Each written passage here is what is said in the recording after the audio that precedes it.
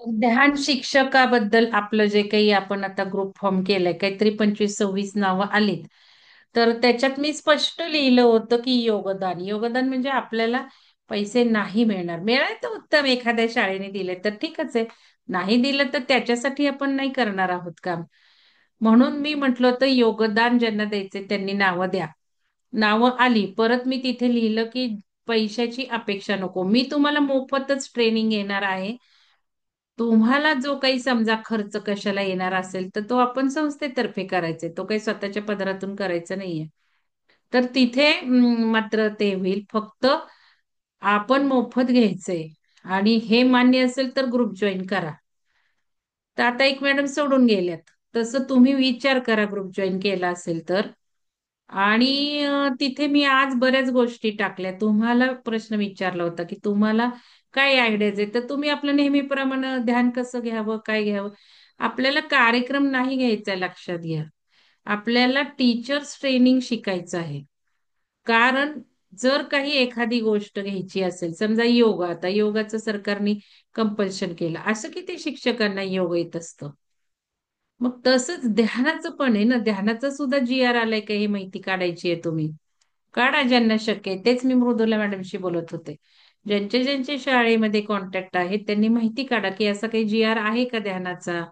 आणि नुसतं ध्यान आपण म्हटलंय ध्यान शिक्षक, ते बघू नंतर. एक टेंटेटिव्ह मी थोडंसं सोप्या भाषेत टाकलं, पण एक आपण प्रशिक्षक म्हणू, प्रशिक्षण कोच म्हणू, नंतर काय नाव द्यायचं ते बघू. पण ध्यानासारखेच वेगळे वेगळे एरिया आपल्याला घ्यायचे, जसं आरोग्य घ्यायचंय, जसं समुपदेशन, काउन्सेलिंग, हे मार्गदर्शन, कोचिंग असं, किंवा ब्रेन डेव्हलपमेंट, किंवा तुमचे काही स्किल्स असतील तसं. हे सगळं तुम्हाला आयडियाज यायला मी विषय टाकले तिथे, की जसं पिरॅमिड मेकिंग सुद्धा, एनएलपी. एनएलपी असं म्हणणार नाही, एनएलपी हे टेक्निक झालं. आपल्याला एरिया काढायचेत, की बाबा मेंदू विकास, व्यक्तिमत्व विकास, परीक्षेतील यश, असं काही म्हणा, त्याला सब्जेक्ट नाव पाहिजे, काय एरिया. आणि मग टेक्निक वगैरे ते वेगळे. शाळेला काय करणार टेक्निकनी, काय करणार आहात तुम्ही. मग माइंड कंट्रोल, माइंड पॉवर असं काही म्हणू शकता. तर ह्याच्यात आपण असंही म्हटलं की पिरॅमिड प्रसार करायचा, पिरॅमिड बनवायला शिकवायचे, पिरॅमिडचे फायदे सांगायचे. मग पिरॅमिडच्या छोट्या छोट्या कॅप केल्या, परत त्यांना त्या दिल्या. परत आपण मोठे शाळेचे ग्राउंड असतील, प्रायव्हेट असतील, तर पिरॅमिड कन्स्ट्रक्शन, हे सगळं एक एक टॉपिक तुम्हाला आयडिया दिले. तसं तुमच्या मनातून आता काय येते तिथे लिहा त्या ग्रुपवर, आणि अशा आयडिया शेअर करा. दुसरं असं की ही माहिती काढा आता त्या ग्रुप मधल्यांनी, की गव्हर्नमेंटनी काही कंपल्शन दिलंय का त्यांना ध्यानाचं, किंवा अजून काही व्यक्तिमत्व विकास, व्हॅल्यूज, मूल्य शिक्षण, असे काही एक गाईडलाईन्स आहेत का. ही पण माहिती काढायची तुम्हाला, कुठल्या एज ग्रुपला काय. कारण हे शिक्षकांना येत नसतं. जरी वरून आदेश आलेले असतात तरी त्यांना काय घ्यावं, त्यात कसं घ्यावं हे कळत नाही. कॉलेज लेवलला सुद्धा मी हे बोलतीये बरं का. आता तुमच्यापैकी जास्त कॉलेज लेवलच्या शिक्षकांना शिकवणारे नाहीत म्हणून मी ते ठेवते बाजूला. पण ते घ्यायचंच आहे आपल्याला, सगळ्याच कव्हर करायच्या जिथे आपल्याला शक्य आहे तिथे, आपल्या घराच्या जवळ म्हणा, काही म्हणा असं. तर त्या दृष्टीने तुम्ही आता शेअर करा. उद्या मीटिंग आहे 8 वाजता. तर आता आपण सुरू करूयात अध्याय 12वा. काल कुठला घेतला? काल 11वा झाला ना. संन्यास ग्रहण व तीर्थयात्रा हा कथाभाग. विषय बघा. श्री गुरु आपल्या मातेला म्हणाले, तू जे म्हणत आहेस ते योग्य नाही. शरीर अनित्य आहे आणि आयुष्याचा काही भरोसा नाही. खूप महत्वाचं वाक्य आहे. शरीर अनित्य आहे. नित्य काहीच नाही. आज डोकं दुखतंय तर क्षणात थांबणार आहे. आज रोग झाला तर क्षणात नाही, पण काही दिवसांनी त्या रोगातनं बाहेर पडणार आहे. काही पीडा आहेत, शारीरिक पीडा आहेत, मानसिक आहे. आज मी एका साधकांना जवळजवळ 14 तास काउन्सिलिंग केलेलं आहे. कालचा आपला आयुष्य बदलाचा अत्याधुनिक शास्त्र भाग कोर्सची मीटिंग झाली. त्यातून तुम्हाला 3 चित्रपटामध्ये काय काय हवे ते करायला सांगितलंय. आणि आपल्या आयुष्याचा चित्रपटच काय असावा हे पण बऱ्याच जणांना कळत नाही. आणि आपल्याला काय करायला सांगितलं हे सुद्धा कळत नाही. सिनेमा आपल्या आयुष्यात बघायचं म्हणजे स्वतःच्या हृदयाला आधी विचारलं पाहिजे ना, मला काय हवंय हे. आपल्याला हृदयाला काय हवंय ते बघायचंय. तर इथे त्यांचंही आता 1.25 तास काउन्सिलिंग झालं. तर इथे जे काही वाक्य आहे, कुठलीही आयुष्यातली सिच्युएशन असू देत, काही असू देत, नित्य काहीच नाही. तसं शरीर हे अनित्य आहे, खूप सुंदर वाक्य आहे. शरीराचं काय भरोसा, आता दुखलं उद्या नाही दुखलं. हा रोग झाला परवा त्या रोगातनं बाहेर येतो. म्हणून मग दुःख कशाला वाटून घेतलं पाहिजे ना, जाईलच ना कधीतरी, ही पण वेळ जाईल. सुखात असलं तरी सुख किती दिवस टिकणार आहे. नित्य काहीच नाही, सुखही नित्य नाहीये. तर हे तू जे म्हणत आहेस ते योग्य नाही. शरीर अनित्य आहे आणि आयुष्याचा काही भरोसा नाही. आत्ता या क्षणाला आहे तर पुढच्या क्षणाला नसणार आहे. अनित्यानि शरीरानी विभो नैव शाश्वतः नित्यं सन्निहत्तो मृत्यू कर्तव्य धर्मसंग्रह. जो चिरंजीव असेल त्याला तुझे म्हणणे योग्यपणे लागू पडेल. परंतु देह व वैभव सर्व अनित्य म्हणजे नाशवंत आहे. अनित्य म्हणजे नाशवंत आहे. क्षणभंगूर देहामध्ये कोणीही स्थिर राहू शकत नाही. तेव्हा जोपर्यंत शरीर दृढ आहे तोपर्यंतच पुण्यमार्गाने वागावे. का बरं? कारण मानवी जीवनाचं हे जे सूट आहे, आपला हा सूट आहे. आपला आत्मा तर खूप वेगळे वेगळे कोट घालतो, सूट घालतो, ड्रेस घालतो. आता हा आपला मानवाचं सूट परिधान केलंय या आत्म्याने. आणि याच शरीराला काही क्षमता आहेत ज्या कुठंही नाहीये, देवदेवतांनाही नाही. म्हणूनच देवदेवतांना खाली यावं लागतं. मनुष्य जन्मातनं काही कर्म करून पुढं जावं लागतं. राम आला, सीता आली, विष्णू आला, कृष्ण आला. का बरं असं करावं लागतं त्यांना? कारण हा जो देह आहे त्याच्या काही क्षमता आहेत ज्या कुठेच नाहीयेत. आणि सगळ्यात मोठी क्षमता कुठली सांगा मला चॅट बॉक्स मध्ये, की जी कोणालाच नाहीये सांगा बरं. किती तुम्ही लक्षात ठेवता सांगा चॅट बॉक्स मध्ये, नाहीतर अनम्यूट करून सांगा.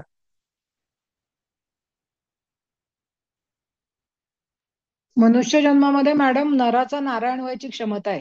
म्हणून ही स्पेसिस सगळ्यात महत्वाची आहे. हा, ही काही क्षमता नाही. नराचा नारायण हे तुम्ही फंक्शन म्हणजे काही किंवा ऑब्जेक्टिव्ह सांगितलं. नाही नाही, म्हणजे तुम्ही जर का मोक्ष प्राप्ती करून घ्यायची असेल तर हा ठीक त्याच्यासाठी आहे जी की. बुद्धी पण हे लागते. ऑब्जेक्टिव्ह ऑब्जेक्टिव्ह हा. झालं ना. Okay okay. ऑब्जेक्टिव्ह झालं ना, की आपण याच जन्मात नराचा मानव, की काय म्हटलं, नराचा नारायण. नारायण. ते ऑब्जेक्टिव्ह झालं. पण क्षमता म्हणजे आपल्या ॲबिलिटीज. चेतना वाढवू शकतो आपण या म्हणजे मनुष्य हा, जन्मातून. नूतन मॅडम, कॉन्शियसनेस वाढवता येतो. विचार करून समजून घेणे, व्हिज्युअलाइज करणे. हा. आणि कॉन्शियसनेस दादा वाढवू मॅडमनी शकतो. चेतना लिहिले. तर मी तुम्हाला हम्म. सांगितलं फक्त मानव कुंडलिनी जागृती. कुंडलिनी पण तसं बघितलं तर सगळ्यांना असते. पण क्षमता काय आहे तुम्हाला सांगू का? आपल्याला चेतना वाढवण्याची क्षमता आहे. बरोबर. चेतना वाढीची क्षमता वाढू आहे. शकतो. व्हिज्युअलायझेशनची पॉवर आहे. हम्म. मॅनिफेस्टेशनची पॉवर आहे. ही कोणाकडेच नाहीये. हम्म. म्हणून मग हे मॅनिफेस्टेशन जे करतो आपण, की क्रिएशन्स करतो, क्रिएट करण्याची ॲबिलिटी आहे. बघून बघून, दृश्य बघून बघून, व्हिज्युअलाइज करून आपण क्रिएट करू शकतो. या क्षमतेनेच आपल्याला आपला विकास साध्य करून घेता येतो आणि नराचा नारायण करता येतो. का, तर एक ऑब्जेक्टिव्ह पण ठेवतो. नाही, आध्यात्मिक विकास, आध्यात्मिक विकास, आध्यात्मिक विकास. मग भले तो मंत्र जाप करत करत करत काही विकास करतो, भले तो ध्यान करत करत करत, तर कोणी योगिक योगासनं करत, प्राणायाम करत. मार्ग हे वेगळे वेगळे आहेत. योग मार्ग आहे, राजमार्ग आहे, ध्यान मार्ग आहे, ज्ञान मार्ग आहे. हे मार्ग झाले. ऑब्जेक्टिव्ह पण एकच, डेस्टिनेशन पण एकच, सगळ्यांना तिथेच हम्म. पोहोचायचं. मार्ग बरोबर. वेगळे वेगळे, पण क्षमता कुठल्या कुठल्या. आता ज्ञान मार्गामध्ये ही क्षमता आहे, की ज्ञान म्हणजे ज्ञान घेऊन हे शरीरही, हा सूटही काढून टाकला, फेकून दिला, तर हम्म. पुढं कसं जाणार आहे? ही क्षमता इथेच आहे ना. हम्म. मानवाच्याच ह्याच्यात आहे ना. कोण ज्ञान घेणार आहे एवढं? कोणाला आकलन, समजन, कॉन्शियसनेस आहे? आहे का दुसऱ्या जीवांना? मग इथे आपण ज्ञान घेतो की बाबा माझ्या मृत्यूनंतर सुद्धा मला ते ज्ञान सोलमध्ये साठवलेलं असणार आहे. सोलला एक हम्म. डायरेक्शन मिळणार आहे, डावीकडे वळायचंय मला आता पुढं, का उजवीकडे वळायचंय, मला या व्हाईट टनेल मधनं जायचंय का डार्क टनेल मधनं जायचंय, हे दिसायला लागलेत लोकांना आता, कारण कॉन्शियसनेस वाढायला लागलेत. आणि फसवे चॅनल आहेत तिथे सुद्धा, लक्षात घ्या. भूलभुलैया या जीवनात सुद्धा आहे. पैशाचा भूलभुलैया आहे, इकडचा भूलभुलैया. तसा मृत्यूनंतर सोल कुठल्या मार्गाने, व्हाईट लाईट टळेल दिसला, चला उजेडातून जाऊयात, फसलाच तो, ट्रॅप लावले तिथे. हे डार्क अजेंडा हे सगळे चालू होते आतापर्यंत. मग तो सोल जायचा उजेडाच्या मार्गाने की फसायचाच तिकडे. मग हे जे डार्क अजेंडा आहेत ते न्यायचे असं. भूतखेत कशी नेतात त्यांचे कर्तव्य पार पाडायला. आणि मग आता इथे तर मला डार्क टनेल दिसतोय, पण जर ज्ञान घेतलं असेल, आत्मिक ज्ञान, आत्म्याचं ज्ञान, तर तिथे इन्स्टिंक्टनी कळणार आहे की येस इथे व्हायब्रेशन चांगली आहेत, येस मला यानी जायचंय, इन्स्टिंक्ट मॅच होणार आहे. गायडन्स असणार आहे की हा मार्ग आहे पुढे जायचा, इथे मी फसणार आहे, इथे डार्क एनर्जीज आहेत, इथे चांगल्या एनर्जीज आहेत. मग मार्गदर्शक सपोर्टला आहे, सपोर्टिंग ऊर्जा आहे, ती गाईड करेल, चल वळ. केव्हा होणार? हे आत्मिक ज्ञान घेतलं तर होणार आहे.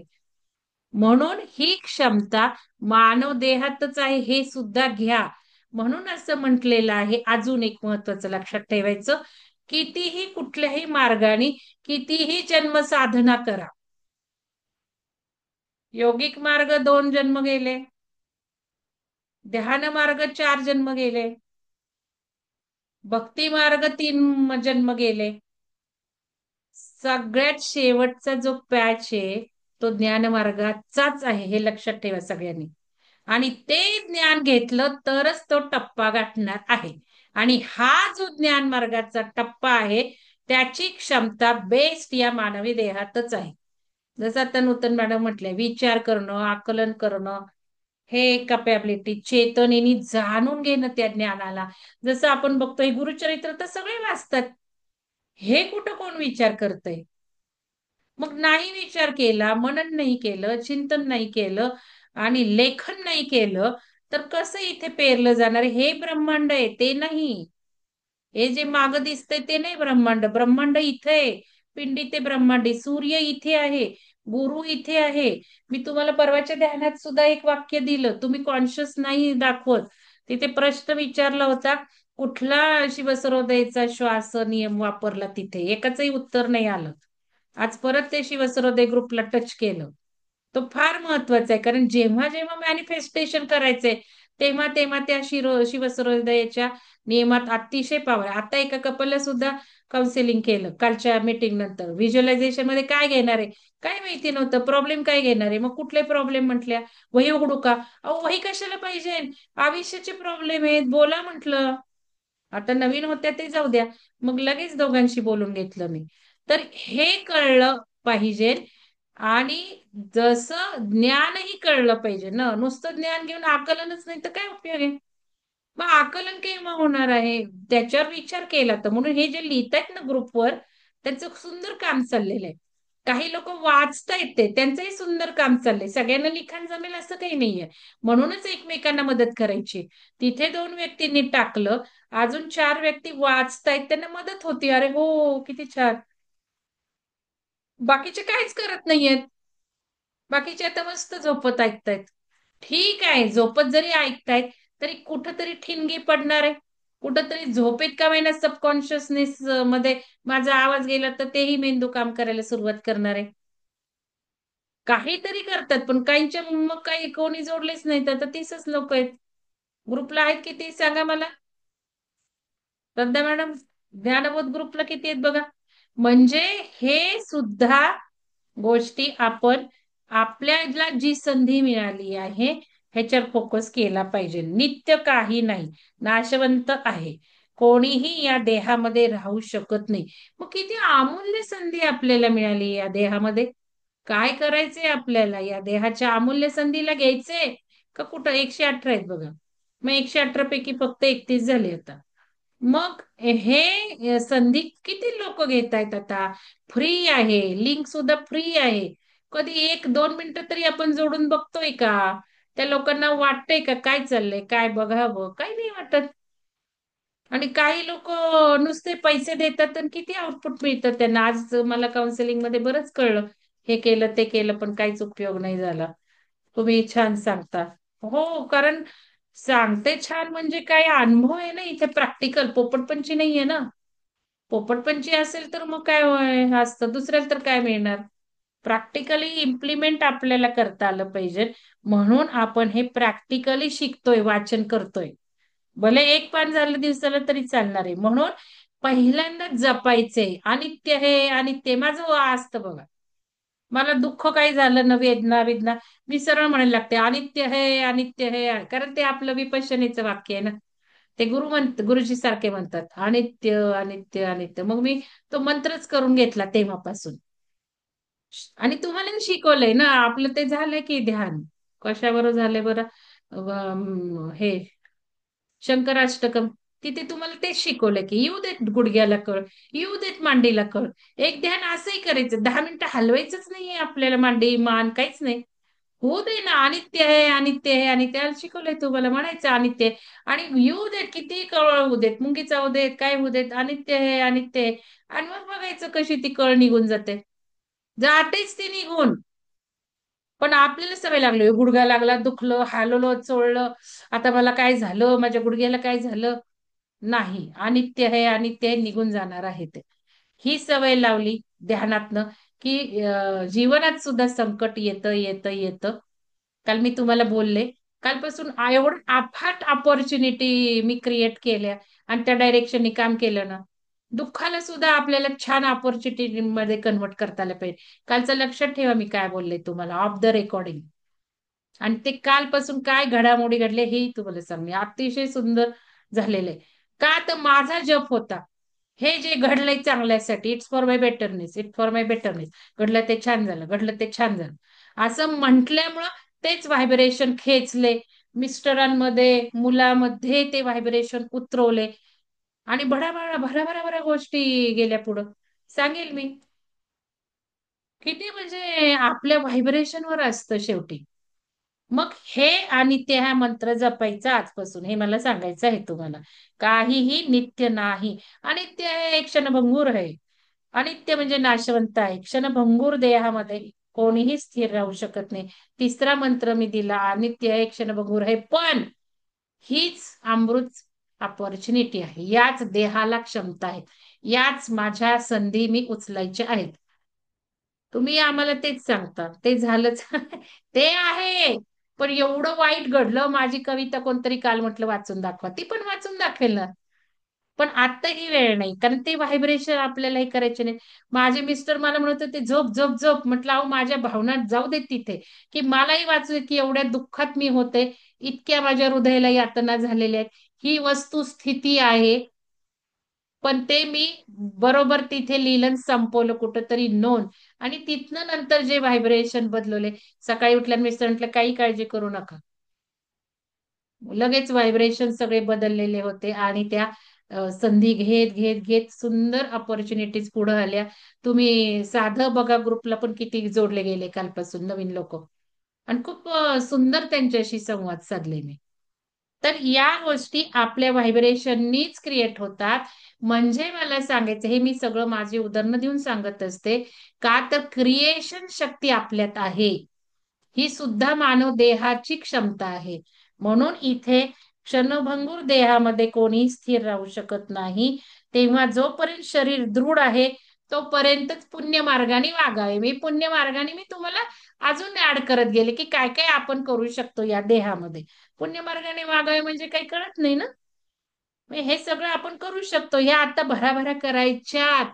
कालपासून ऊर्जा सुरू झाली, 12 ऑगस्ट पासून. 12 ऑगस्ट, हो आज शुक्रवार आहे ना, 13 तारीख बरोबर. नाही काय बघा तारखा.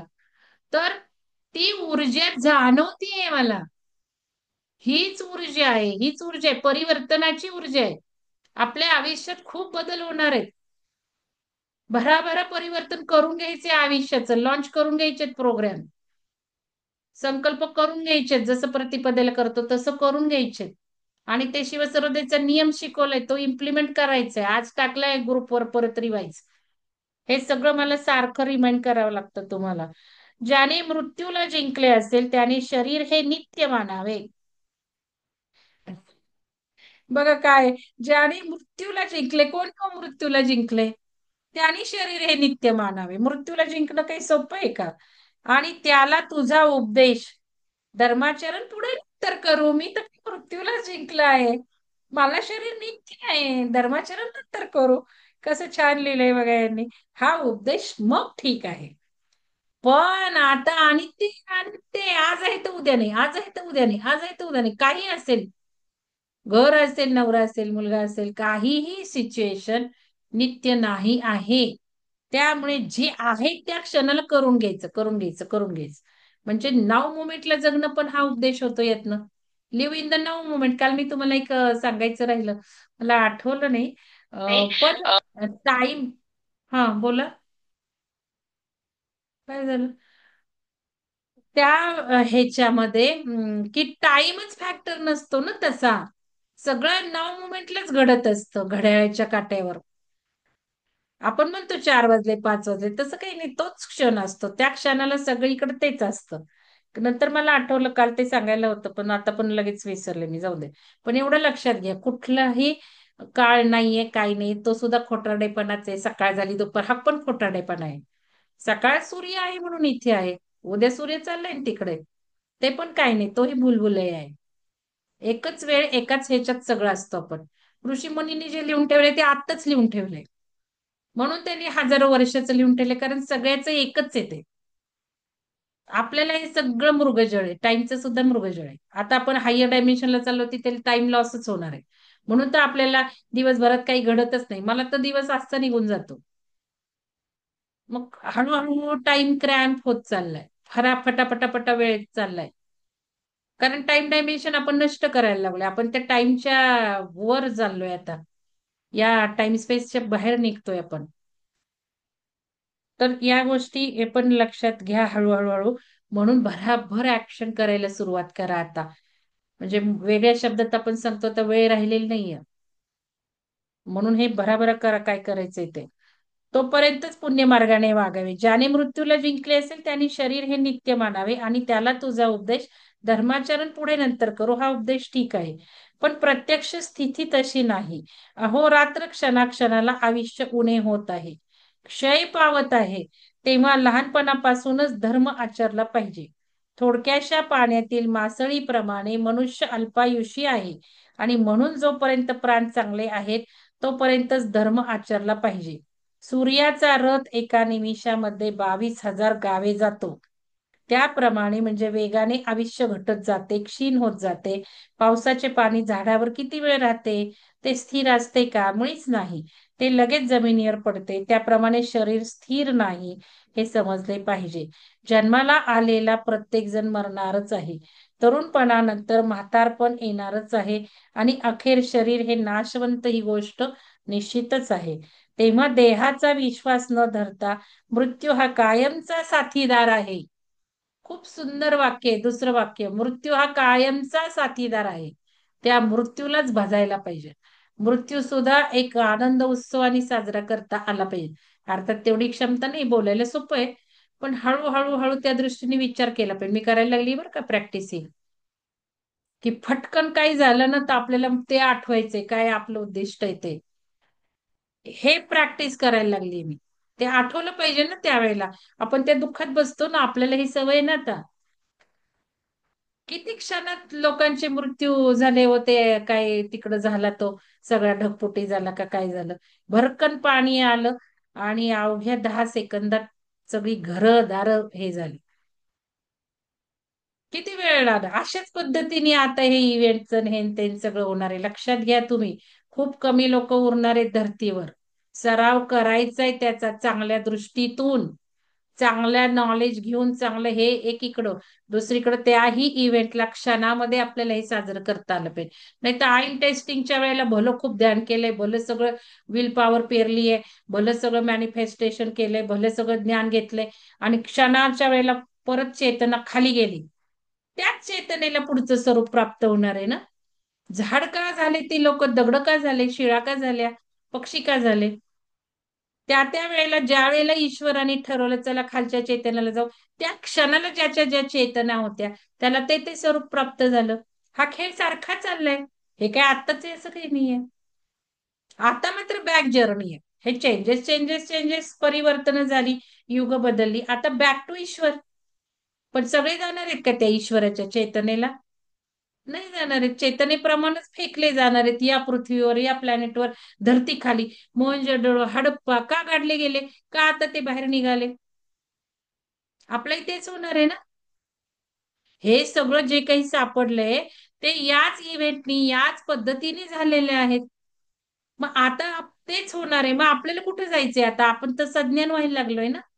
आपल्याला माहिती झालंय ना त्यावेळेला जी चेतन आहे तेच स्वरूप येणार आहे आपल्याला. भलं किती आपण पेरून ठेवलं, कारण त्या क्षणाला टेस्ट नाही पास झालो तर त्या चेतनेप्रमाणे स्वरूप होणार आहे. याची प्रॅक्टिस रिहर्सल केली पाहिजे.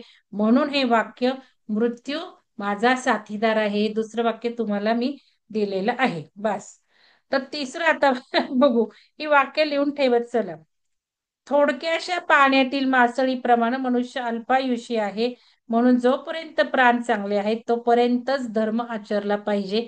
सूर्याचा रथ हे सगळं झालं. म्हणून शरीर नाशवंत आहे ही गोष्ट निश्चितच आहे. तेव्हा देहाचा विश्वास न धरता मृत्यू हा कायमचा साक्षीदार आहे हे लक्षात घेऊन तात्काळ धर्म आचरला पाहिजे. जसे झाडावरचे पिकलेले पान, तसे हे शरीर केव्हा पडेल हे कळणार सुद्धा नाही. ज्याने आपले पैसे दुसऱ्याला कर्जाऊ दिले आहेत असा मनुष्य ज्याप्रमाणे व्याजाचा हिशोब करतो त्याप्रमाणे यम आपल्या आयुष्याच्या दिवसांची गणना करीत असतो.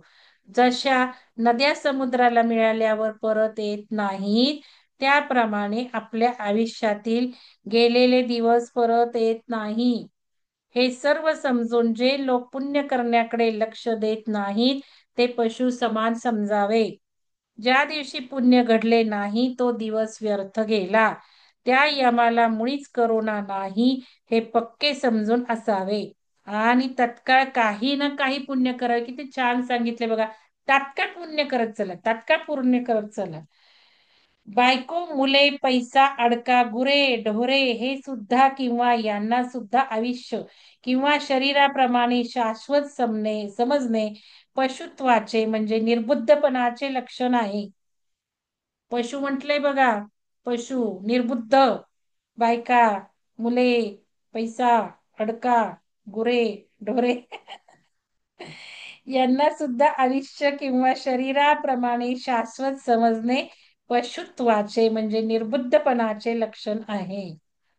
पाण्यात सुसुरीने पकडलेल्या माणसाला ती सुसर कशी खाते तसे वृद्धत्व माणसाला म्हातारपण आपल्या शरीराला खात असते. म्हणून शहाण्या माणसाने तरुणपणीच पुण्य केले पाहिजे. असे असताना हे माते तू मला का अडवतेस, का हरकत करतेस? जो यमाचा लाडका असेल त्याने आळस करावा, हट्ट करावा, धर्म पुढे करू असे म्हणावे. यमाचा लाडका कोण आहे? संसार हा स्वप्नासारखा आहे, मोगऱ्याच्या फुलासारखा आहे. ते फुल केव्हा सुकून जाईल ते सांगता येत नाही. त्याप्रमाणे देह केव्हा थकून म्हातारा होईल ते सांगता येत नाही. आकाशात जशी वीज क्षणभरच चमकते तसे शरीर स्थिर नाही हे समजले पाहिजे. असा अनेक प्रकारांनी नरहरी बटूने आई वडिलांना बोध केला. मुंजीच्या समारंभाला आलेले लोक एवढासा लहान मुलगा कसे तत्व सांगतो याचे आश्चर्य करू लागले. हे आपल्या मुलाचे वचन ऐकून आई मुलाला म्हणाली, तू देव आहेस, तू आम्हाला ज्ञान सांगितलेस हे खरे, पण माझी एक विनंती आहे ती ऐकून घे. तू आमचे कुळ दैवत आहेस. आम्हाला आणखी 4 पुत्र होतील असे तू सांगितले आहेस, पण मला याबद्दल विश्वास वाटत नाही. म्हणून आम्हाला आणखी एक मुलगा होईपर्यंत तू आमच्या जवळ राहावेस. तोपर्यंत तुला जाण्याची परवानगी मी देणार नाही. आणि हे माझे वचन अव्हेरून जर तू निघून जाशील तर मी तत्क्षणी प्राण देईल असा माझा निश्चय आहे. हे समजून ऐक. मी आता जे काउन्सिलिंग केलंय ना 4-5 लोकांना, त्यात मला एक असंच म्हणत होते की आईने धमकी दिली, तू असं केलंस मुलाला तर मी संपून जाईल, मी नाही जगणार. आणि तो बिचारा मुलगा विचार करतोय. म्हणजे आयांनी सुद्धा कसं करावं ना, मला ते थोडस नाही पटलं. म्हणजे आईने असं म्हणावं का मी धमकी देईल, मी जीव दिला, असं करायचंय. मग मी सांगितलं मुलांचे प्रोग्राम आहेत की नाही, सोल प्रोग्राम, कशाला आपला जीव घालवायचा आपण. हे आईचे निर्वाणीचे बोलणे ऐकून नरहरी गुरु हसून म्हणाले, तुझे म्हणणे मी ऐकेल यावर विश्वास ठेव. तुला 2 पुत्र झाल्यावर मग मात्र मला संतोषाने निरोप दे. त्यानंतर मात्र मी राहणार नाही हे समजून तू आपले वचन सत्य कर. आणखी 1 वर्षापर्यंत तुझ्याकडे राहू दे आणि तुझी हौस पूर्ण झाल्यावर मला निरोप दे. आईच्या विरोधावर असा तोडगा काढून नरहरी गुरु 1 वर्ष आपल्या आई वडिलांजवळ राहिले. त्या काळात त्यांनी अनेकदा वेदाभ्यास शिकविला. विद्वानांहून विद्वान विद्यार्थी त्यांच्याकडे शिकावयास येत. षटशास्त्री म्हणवणारेही शिकवायास येत. आणि त्यांना हा 7 वर्षाचा मुलगा 4 वेद शिकवित असे, हे पाहून गावातील लोक आश्चर्यचकित झाले. अशा तऱ्हेने नरहरी गुरु त्या घरातच राहिले. पुढे यथावकाश माता पुन्हा गरोदर झाली आणि सगळ्यांना आनंद झाला. कुलदैवत म्हणून नरहरी गुरूंना आई वडील मान देत तो मुलगा म्हणजे आपला मोठा ठेवा आहे असे ते मानित. पुढे 9 महिने पूर्ण झाल्यावर आई प्रसूत झाली आणि तिला 1 जुळे झाले. दोन्हीही मुलगे होते. त्यामुळे आई वडिलांना मोठा उल्हास वाटला. नरहरी गुरूंचे वचन खोटे कसे होणार, म्हणून शहाण्यांनी गुरुवचनावर विश्वास ठेवावा. जसा ज्याचा भाव तसे त्याला फळ. कारण ऍक्च्युअली हे म्हणजे आता बघा ह, रियालिटी काय, प्रचलित पद्धती काय, याच्यात मला वाद नाही घालायचा, पण मला महत्वाचं गर्भ हा सांगायचा आहे. कोणीही गुरुवचन म्हणजे काय, तो तुमचा विश्वासच असतो. तिथे गुरु म्हणजे तुमचाच विश्वास काम करतो. आता गुरुनी सांगितलं की हो हो हो, मग विश्वास येतो. आणि विश्वासाने क्रिएशन होतं. हेच शास्त्र आहे तिथे सुद्धा. तिथे सुद्धा हेच शास्त्र आहे. त्या गुरुवर विश्वास नसेल तर काहीच होणार नाही. मग कुठं गुरुचं वचन फलित येणार आहे. गुरुनी पुष्कळ सांगितलं पण ऐकलंच नाही कोणी, तर कसं काय फळ येणार आहे. ऐकलं, विश्वास ठेवला तरच फळ आहे, नाही तर दगड ना. म्हणून जसा ज्याचा भाव तसे त्याला फळ मिळेल. भाव तितका तेवढं फळ. श्रद्धा खूप तर खूप छान. त्यानंतर नरहरी गुरूंनी आईचा निरोप घेतला. हे 2 पुत्र चांगले निघतील आणि पूर्णायुष्य होतील. आणखी 2 पुत्र आणि 1 कन्या तुम्हाला होईल आणि तुम्ही सर्व आनंदात सुखाने नांदत राहाल. तुमच्या सर्व इच्छा पूर्ण होतील असा नरहरी गुरूंनी आशीर्वाद दिला. आई वडिलांनी सुद्धा त्यांना संतोषाने निरोप दिला. त्यांनी नरहरी गुरूंच्या पायावर डोके ठेवून नमस्कार केला. तू आमची कुलदैवता आहेस. तुझे मोठेपण न ओळखून जेवताना झोपताना आम्ही तुला लहान मुलाप्रमाणे वागविले. कठोर बोललो त्या सर्वांबद्दल क्षमा कर असे म्हटले. नरहरी गुरूंनी आई वडिलांना आश्वासन दिले की जेव्हा जेव्हा तुम्ही माझे स्मरण कराल त्या त्यावेळी मी तुमच्या जवळ असेल, काळजी करू नका असे म्हणून नरहरी गुरु निघाले. आणखी 30 वर्षांनी तुमचे पुनर्दर्शन होईल. आता मी बद्रीवनास जातो असे सांगून गेले. त्यानंतर आई वडिलांनी व गावातल्या सर्व लोकांनी नरहरी गुरूंची बोळवण केली. सगळे लोक परत गेल्यावर आई वडील पुढेपर्यंत त्यांना पोचवण्यास गेले. तेव्हा नरहरी गुरूंनी त्यांना श्रीपाद श्री वल्लभ व श्री दत्तात्रयांच्या रूपाने दर्शन दिले. त्यानंतर आई वडील परतले. त्यानंतर नरहरी गुरु प्रथम काशी क्षेत्रात आले. तेथे विश्वेश्वराचे दर्शन करून आत्मारामाची पूजा करीत नरहरी गुरु काही काळ राहिले. बघा, आत्मारामाची पूजा केली म्हणजे कशाची? अष्टांग योगाची साधना आणि तपश्चर्या केली. काशी क्षेत्रात आणखीही पुष्कळ तापसी, संन्यासी, अवधूत, यती होते. पण त्या सर्वांना नरहरी गुरु बोलवई असूनही सगळ्यांपेक्षा वेगळे आहेत. त्यांचे वैराग्य निर्दोष आहे. त्यांना शरीर स्वार्थ अजिबात नाही याबद्दल खात्री पटली. नरहरी गुरु संन्यास घेण्यास योग्य आहेत असे सर्वांना वाटू लागले. त्या सर्वांमध्ये कृष्ण सरस्वती नावाचे एक वृद्ध यती महातपस्वी व केवळ ब्रह्मज्ञानी होते. त्यांना सर्वजण फार मान देत. त्यांनी नरहरी गुरूंना संन्यास घेण्याबद्दल विनंती करण्याचे ठरविले. कलियुगात संन्यास धर्माची स्थापना करणे कठीण आहे, पूर्वी श्री शंकराचार्यांनी अवतार घेऊन संन्यास धर्माची स्थापना केली व त्यावर आजपर्यंत संन्यास मार्ग चालत आला. पण आता संन्यासाश्रमाला योग्य अशा व्यक्ती न राहिल्यामुळे व कली प्रबळ झाल्यामुळे संन्यासाश्रम क्षीण झाला आहे. तेव्हा या श्रेष्ठ आश्रमाचा उद्धार करण्यासाठी नरहरी गुरूंना संन्यास घेण्याची विनंती करावी असे कृष्ण सरस्वती यांना वाटले आणि त्यांच्या सांगण्याप्रमाणे नरहरी गुरूंनी संन्यासाश्रम त्यांच्याकडूनच स्वीकारला. यानंतर नामधारकाने सिद्धांना असे विचारले की नरहरी गुरु स्वतः त्रयमूर्तीचा अवतार होते, मग त्यांना आणखीन गुरु करण्याची काय आवश्यकता होती? सिद्ध म्हणाले, पूर्वी राम कृष्ण या अवतारांनी सुद्धा वसिष्ठ सांदीपनी सारखे गुरु केले होते. कारण मनुष्य जन्म घेतल्यावर त्याप्रमाणे वागण्यातच सर्वांचे हित असते. कृष्ण सरस्वती वृद्ध व श्रेष्ठ संन्यासी होते, म्हणून त्यांना बहुमान देण्याचे नरहरी गुरूंनी ठरविले.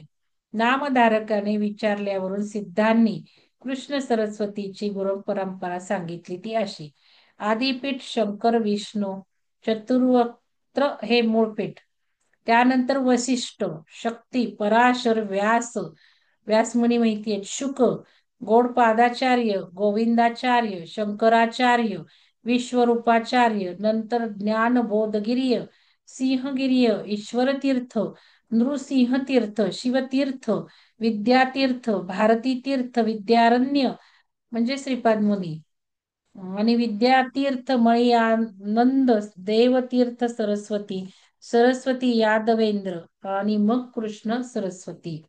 या कृष्ण सरस्वतींपासून नरहर गुरूंनी संन्याश्रम घेतला आणि ते नृसिंह सरस्वती या नावाने प्रसिद्ध झाले. बघा, या कृष्ण सरस्वतींपासून नरहरी गुरूंनी संन्यासाश्रम घेतला आणि ते श्री नृसिंह सरस्वती या नावाने प्रसिद्ध झाले. काशी क्षेत्रामध्ये सर्व वेदांचा अर्थ श्री नृसिंह सरस्वतींनी स्पष्ट करून सांगितला. त्यामुळे तेथे सर्वांना वंदनीय झाले. त्यांचा शिष्य परिवार पुष्कळ वाढला. त्यात अनेक यती संन्यासी देखील होते. त्यानंतर पुष्कळ शिष्य घेऊन श्री नृसिंह सरस्वती स्वामी महाराज उत्तरेकडे बद्रिकाश्रमात गेले. बद्रिकाश्रम क्षेत्रात गेले. तेथे हिमालयात अनेक तीर्थे पाहत पाहत भूमी प्रदक्षिणा करून गंगा सागर संगमाला म्हणजेच हल्लीचे कलकत्ता आले. तेथून तटाक यात्रा करीत नृसिंह देव प्रयाग क्षेत्रात आले.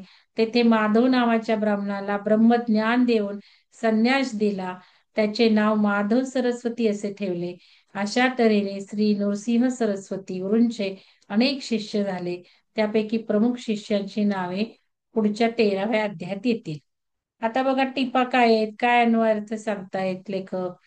मागच्या अध्यायाप्रमाणे हा 12वा अध्याय सुद्धा नरहरी गुरूंच्या चरित्रविषयक माहितीचाच आहे. त्यात सुरुवातीलाच त्यावेळी बटुरूपात असलेल्या नरहरी गुरूंचा आपल्या मातेशी जो संवाद झाला आहे तो अतिशय महत्वाचा आहे. मागील अध्यायाच्या अखेरीस बटूच्या आईने जो युक्तिवाद केला की ब्रह्मचर्याचे 12 वर्ष पालन करून मुख्य गृहस्थाश्रम समर्थपणे पार पडून नंतर संन्यास घ्यावा, त्या युक्तिवादाला उत्तर देताना नरहरी बटूंनी मानवी जीवनाचे क्षणभंगुरत्व अनेक प्रकारे स्पष्ट केले आहे. मी तुम्हाला माझ्या पद्धतीने विश्लेषण केलेच आहे आणि त्यामुळे या नश्वर देहाचे सार्थक करण्याचा प्रयत्न जितक्या लहान वयापासून करता येईल तितका केला पाहिजे आणि म्हणून माझी कळकळ लागली आहे. ठीक आहे, आता आपण घेतलं ज्ञान, तुम्हाला मिळालं, तुम्ही कंटिन्युअस 2 वर्ष, कोणी माझ्याबरोबर आहे, कोणी 3 वर्ष आहे, कोणी 1 वर्ष आहे. आता बास न, आता आपण हे मुलांना पण घडवायला लावलं पाहिजे ना. मग शिक्षकांना हे सांगितलं पाहिजे ना. शिक्षकांना आपण शिकवू शकतो असं काही विचार करू नका. कारण शिक्षकांना कुठं या गोष्टी त्यांनी कधी शिकल्यात त्यांच्या आयुष्यात. मग आपण हे शिकवायचं म्हणजे लहान लहान मुलांवर हे संस्कार करायला लावायचे ना. हे आपण काम केलं पाहिजे ना जाता जाता. म्हणून ही धडपड. आणि 26 लोकांनी साथ, आता 25 म्हणू, एक गेले त्यातले सोडून, 25 लोकांनी साथ दिली ना, त्यातले किती उरणार आहेत बघू ना.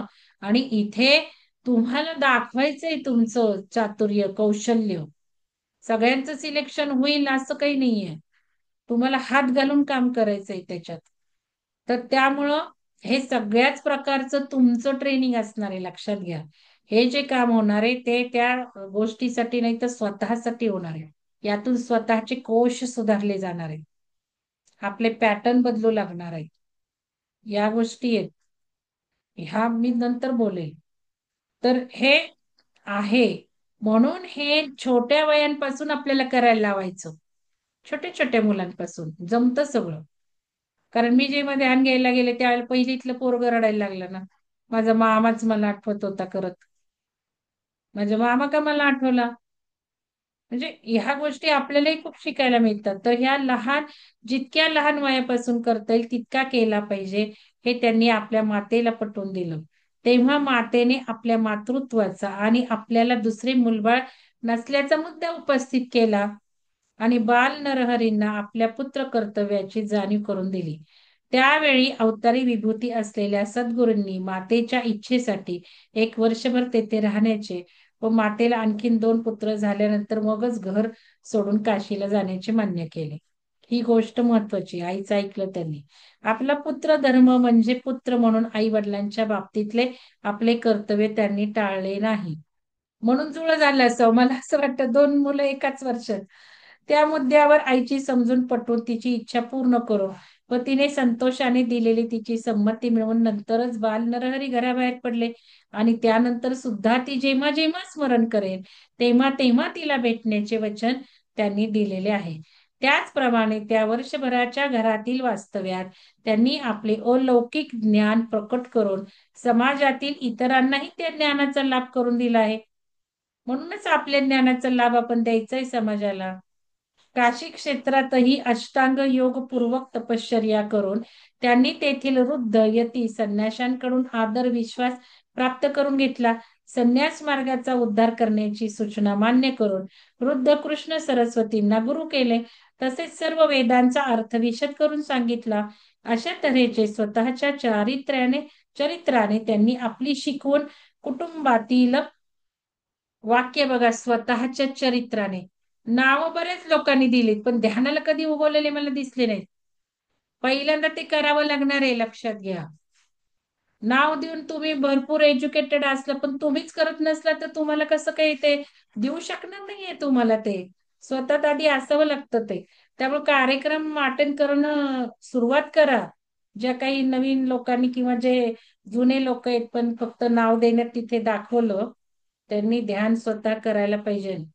संन्यास धर्माचं म्हणजे स्वतःच्या चरित्राने त्यांनी आपली शिकवण कुटुंबातील व समाजातील सांसारिक व तपस्वी संन्यस्त अशा सर्व लोकांपुढे प्रकट केलेले आहे. गुरुचरित्रात नुसता कोरडा वेदांत नाही, त्या वेदांत तत्वाच्या प्रत्येक आचरणाला महत्व दिले आहे. आपल्याला प्राप्त झालेल्या जीवनात तो वेदांत प्रत्यक्ष जगण्याला महत्व दिले आहे आणि ते नरहरी गुरूंनी स्वतःच्या उदाहरणाने दाखवून दिले आहे. चरित्रविषयक माहितीचा हा अध्याय त्या दृष्टीने अतिशय महत्वाचा आहे, हे लक्षात ठेवले पाहिजे. मग आता पुढे जाऊ दे. आता हे सगळं पुढचं विवेचन असतं, ओव्या म्हणा, हे म्हणा, ते म्हणा. आपल्याला गर्भित अर्थ घ्यायचं आहे. बघा, खूप 3-4 पानं आहेत. इकडे काय दिलंय, तिकडे काय दिलंय, असं ते कंपॅरिझन आहे. तर हे सगळं झालं. तुम्हाला काही विचारायचंय का?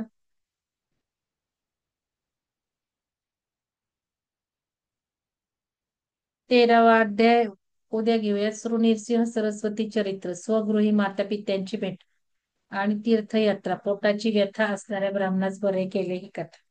चला, आता काय तुम्हाला बोलायचं आहे?